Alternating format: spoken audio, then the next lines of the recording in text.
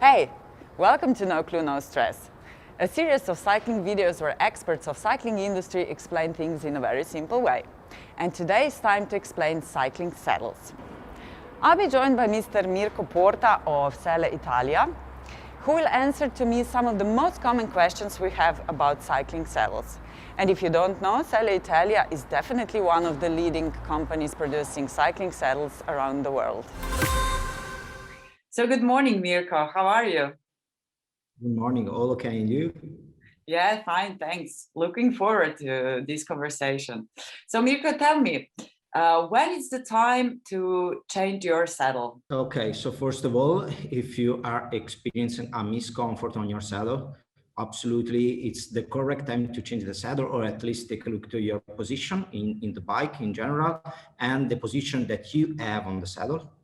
And also it depends on since how many years, how many hours or kilometers you have done on the saddle. And there are few indicators that help you to notice that the saddle is, let's say, weared out. Okay, so one of the first indicator could be to check if the overall shape of the saddle is no more the same like when you have bought it, or if you notice any plies or something damage on the cover of the saddle. Okay, so this could be an extra indicator that you are using the saddle in a wrong way, because probably it's not the saddle correct for you, or also because could be weared out. Do you have an approximation for how long do the saddles last? Yeah, it's quite difficult to estimate because it depends on the level of the saddle you choose, on the material of the saddle itself, but also because sometimes mileage or kilometers that you have done on your saddle is not the same for everyone, because some people do more hours than kilometers and vice versa. So it's more related to the hour, to the position that you have on the saddle than on the bike. And from the saddle itself. So more or less, we suggest to take a look to your saddle at least once per year, because the changing of the position and the wearing of the product could damage, first of all, the rider, bring into different issues, not only related to the saddle, but for example, to the knee or to back pain problem, and or at least at minimum 2 years, you should check it and or change it. What basic information should a girl know before buying a new seat? So the first information that they should know is that the width in the widest point of the saddle is super important. Okay, the overall shape, so if you are using a waved or flat saddle, okay, and later the padding, but is really subjective from person to person. So how a person could choose the weight that is strictly related to the ischiatic bone distance. Okay, we have a specific tool for that. Okay, that can be found in our dealers on the territory, more or less all around the globe, that measure this distance, that is the intertrochanteric distance, that is scientifically related to the ischiatic bone distance. Then, depending on how much is the flexibility of the rider, of the athletes, you can choose a cutout saddle or a fillet saddle. Okay, that also the instrument can tell it to you, and this is depending on how much the person on the saddle can rotate or is flexible, okay, on the saddle, in order to have a pressure relief cutout if you are getting in touch a lot or for a longer period with your soft tissue on the central front zone of the saddle. So these are the main information that everyone should know before choose a saddle. Then later we can enter on price level, technologies, and etc. But this is depending on discipline, money that you want to spend, or specific that you want to buy. What if there are no specific shops having your very sophisticated tools to choose a saddle? What would be your advice or a plan B for those who don't live in the areas where, you know, cycling is so developed, or the shops do not own this kind of equipment?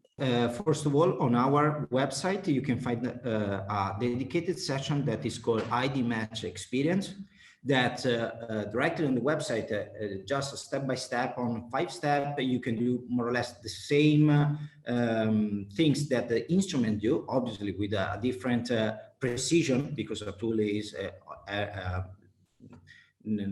more precise than the subjective idea that the customer has. So directly you can do it on your website, or at least you can double check the information that you put on the website on your actual saddle, and absolutely ask directly to your dealer that is an expert in cycling and on saddle, what can be the correct saddle, which can be the correct saddle for you. So it's also important to choose your saddle according to what type of riding you are going. You can, it's not something that is needed to be, but we offer as well specific technologies, specific discipline. So absolutely you can use a road saddle on off-road or gravel, or for longer commuting, for example, but we have a wider range in order to offer a specific product for specific needs in case.